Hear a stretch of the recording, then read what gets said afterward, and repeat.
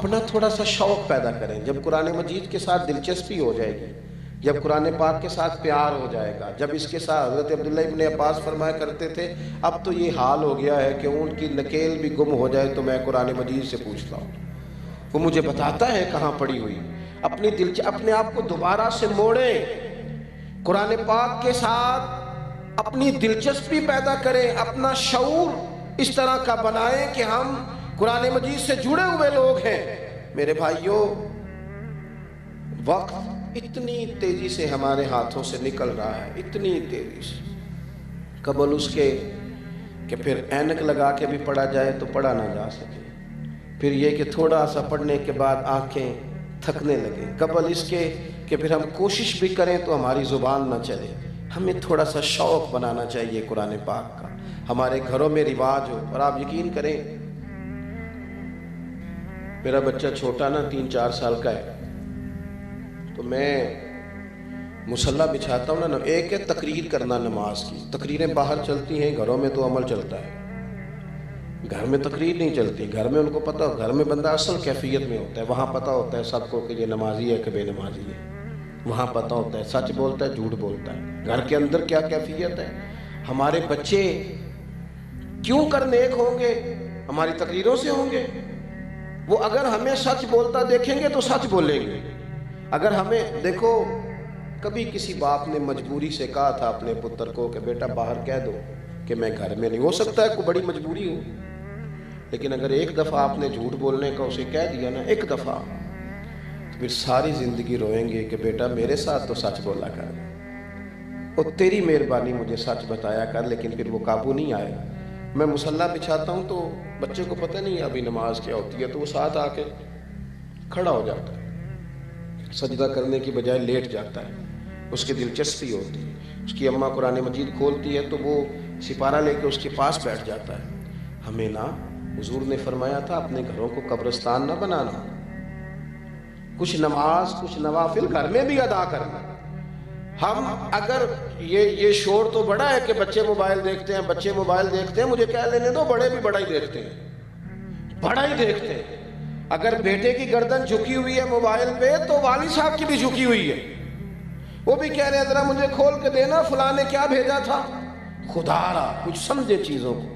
اگر آج ہم اپنے گھر کے اندر قرآن مجید خود تلاوت کریں گے تو پھر بچوں میں شوق آئے گا، پھر ان کی توجہ آئے گی. باتیں زیادہ نہیں کرنی، بس سمیٹنے کی طرف آتا ہوں. اب یہ ہے کہ ہم نے قرآن مجید سے پیار کرنا ہے، قرآن مجید کی طرف دلچسپی رکھنی ہے، قرآن مجید ہی ہماری رہنمائی کرے گا. اب قرآن مجید کے فروغ میں بھی اپنا کردار ادا کرنا ہے. مدارس اسلامیہ میں چونکہ سارا کام چندوں سے چلتا ہے تو حالت بڑی خستہ ہو جاتی ہے بعض اوقات. جو رمضان سے پہلے دن آتے ہیں نا مدرسوں پہ، یہ اس طرح کے آتے ہیں کہ جس طرح تنخواہ کے آخری دن نہیں چل رہے ہوتے، کافی سارا قرضہ بھی چڑھ جاتا ہے، حالات اور طرح کے ہوتے ہیں. ہم نے کیا ہے؟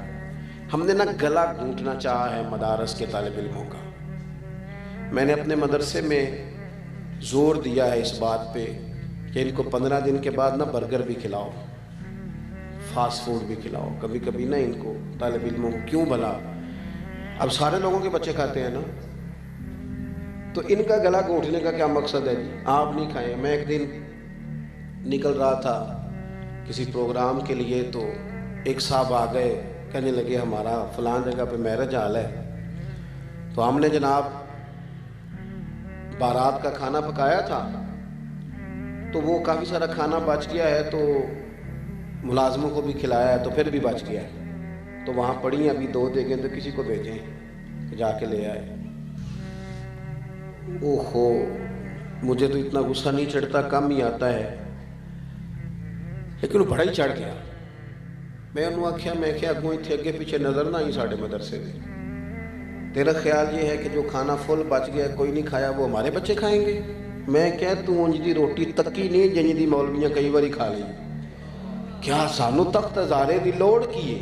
نالے کی لگے شہر بمبول دے نال اسی اپنی بال کے سیکنے ہاں، سانو کی لگے کسی اور دے نال. خودداری اور عزت نفس گردن کو جھکا دیتا ہے خیرات کا پتھر، جہاں میں مانگنے والوں کے سر کبھی اونچے نہیں ہوتے. آپ کس طرح کی بات کر رہے ہیں کہ یہ جو طلباء ہیں ان کو آپ وہ والا. میرے عزیزو، جب آپ نے انہیں یہ اعزاز دیا ہے کہ یہ دین کے طلباء ہیں تو پھر ان کے ساتھ اس طرح کا سلوک کیوں اعلان کرنا پڑے، کیوں کہنا پڑے، کیوں بار بار اس بات کا اظہار کرنا پڑے کہ مدارس کے ساتھ تعاون کرو؟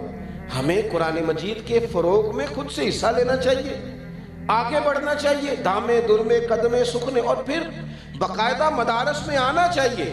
میں کہا کرتا ہوں کہ جو بڑے لوگ ہیں نا ان کو بھی مدارس میں آنا چاہیے، آ کر بیٹھنا چاہیے، اساتذہ کے پاس بیٹھنا چاہیے. یہ علماء کی صحبت، اس کا اجر جو قیامت کے دن ہوگا وہ دیکھنے والا ہوگا. اور اعلیٰ حضرت رحمۃ اللہ علیہ سے جب کسی نے پوچھا کہ عالم کس طرح سے علم حاصل کرتا ہے کوئی طالب علم، تو اعلیٰ حضرت فرمانے لگے کہ کتب بینی سے بھی علم آتا ہے، پر سب سے زیادہ صحبت علماء سے آتا ہے. صحبت علماء سے آپ ان کی باتیں سنتے رہیں، ان کے پاس بیٹھے رہیں تو اس سے بہت سارے بہترین نتائج برآمد ہوتے ہیں.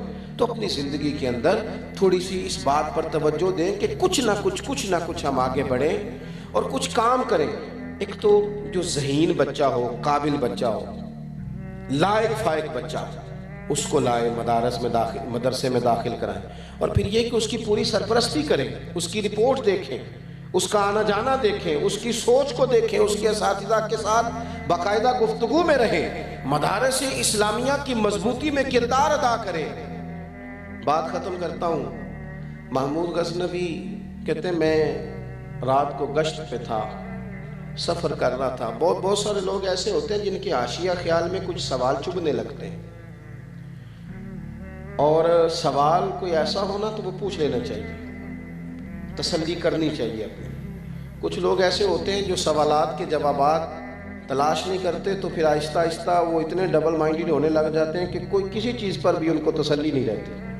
محمود غزنوی کہتے ہیں 3 سوال بڑے پریشان کرتے تھے. ایک تو ذہن میں یہ خیال آتا تھا کہ میں واقعی صبح الدین کا بیٹا ہوں، اور دوسرا خیال یہ آتا تھا کہ معاذ اللہ ثم معاذ اللہ نقل کفر نہ باشد، قیامت واقعی قائم ہوگی. اور تیسرا میں دیکھتا تھا کہ یار یہ مولوی ان کو روٹی کوئی کھلاتا ہے اور رہنے کو جگہ کوئی دیتا ہے، اور اتنی بڑی بات، اتنی بڑی حدیث سناتے ہیں کہ علماء انبیاء کے وارث ہیں. یہ وارث ہیں انبیاء کے. ظاہری حالات کے مطابق کہتے ہیں 3 باتیں بڑی کھٹکتی تھی طبیعت میں، پریشان کرتی. ایک دن میں گشت پہ تھا، رات کا ٹائم تھا. ایک طالب علم کو میں نے دیکھا وہ کہیں بیٹھ کر سبق یاد کر رہا ہے. ایک ہندو بنیے کی دکان تھی کھتری کی، اس کے اندر لالٹین جل رہی تھی. ایک اینٹ نکلی ہوئی تھی، چھوٹا سا روشن دان تھا، تو وہاں سے روشنی چھن چھن کے آتی. طالب علم کے پاس کتاب تھی، وہ سامنے کرتا روشنی کی عبارت دیکھتا، پھر وہ جا کے یاد کرتا. کہتے میں دور سے اسے دیکھتا آ رہا تھا، پھر میں رک گیا. ویسے میں نے دیکھا ہے پڑھتے بھی زیادہ غریب لوگوں کے بچے، غریب لوگوں کے بچے، ان کے پاس ذرا وسائل، جو ادھار کتاب لے کے پڑھتے ہیں وہ سبق جلدی یاد کرتے ہیں. جن کو آسانی زیادہ ہو جاتی ہے ان کے لیے کئی دفعہ مشکلات بڑھ جاتی ہیں، ذہن ہی نہیں جمتا. محمود کہتے ہیں وہ عبارت دیکھتا پھر یاد کرتا. مجھے اس کا شوق علم بھا گیا. میں قریب گیا، میں نے جا کے کہا کہ بیٹا تم لالٹین خرید کیوں نہیں لیتے؟ تو کہتے اس نے چمکتی آنکھوں سے میری طرف دیکھا، کہنے لگا میں اتنی وسعت نہیں رکھتا، گنجائش نہیں ہے. اور پھر وہ تیزی سے قدم بڑھا کے آگے جانے لگا تو میں نے بازو تھام کے کہا بیٹا اگر تم اجازت دو تو ایک لالٹین کا بندوبست میں کرتا ہوں، ان 2 لوگوں کی ذمہ لگاتا ہوں، جب تیل ختم ہوگا تمہیں تیل پہنچائیں گے. کہتے اس نے حامی بھی بھری اور بہت زیادہ نہیں، ہلکے لفظوں میں جزاک اللہ کہا. طالب علم رخصت ہو گیا. محمود کہتے ہیں پہلے بھی میں سویا کرتا تھا، پر جتنی اچھی نیند آ جائی نا، عشاء پڑھ کے میں جیسے ہی لیٹا، اتنی خوبصورت نیند، اتنا دل کو سکون. ایک نیکی ہوتی ہے اشتہار چھپوانے کے لیے، نام لکھوانے کے لیے، ایک ہوتی ہے اللہ کو راضی کرنے کے لیے. یہ جو نیکی دل کو سکون دیتی ہے وہی ہوتی ہے جو نیکی فقط اللہ کی رضا کے لیے کی جائے. کہتے ہیں میں لیٹ گیا، مجھے کیا خبر تھی کہ میرے آج نصیب کھل جائیں گے. چر ہویا مینوں ترلے لیندیاں، کدی موڑ میرے ولواگاں، خواب میری وچ ایک وار جے آویں میں ساری عمر نہ جاگاں. کہتے ہیں میں نے عجیب منظر دیکھا کہ پورا میرا کمرہ روشن، خوشبوئیں پھیلنے لگی.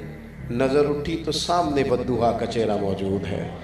کہتے ہیں محبوب کریم علیہ السلام نے نا، سنیں اللہ جزا دے، ذرا سنیے، فرماتے ہیں کہ نبی کریم علیہ السلام نے نا زیادہ حضور افصح العرب، تھوڑے جملوں میں بڑی بڑی باتیں فرما دیتے ہیں. کہتے ہیں محبوب نے ایک جملہ کہا اور میرے تینوں سوالوں کے جواب دیے. محبوب فرمانے لگے، او سبکتگین کے بیٹے، آج تو نے میرے ایک وارث کی خدمت کی ہے، میں قیامت میں تیری سفارش کروں گا.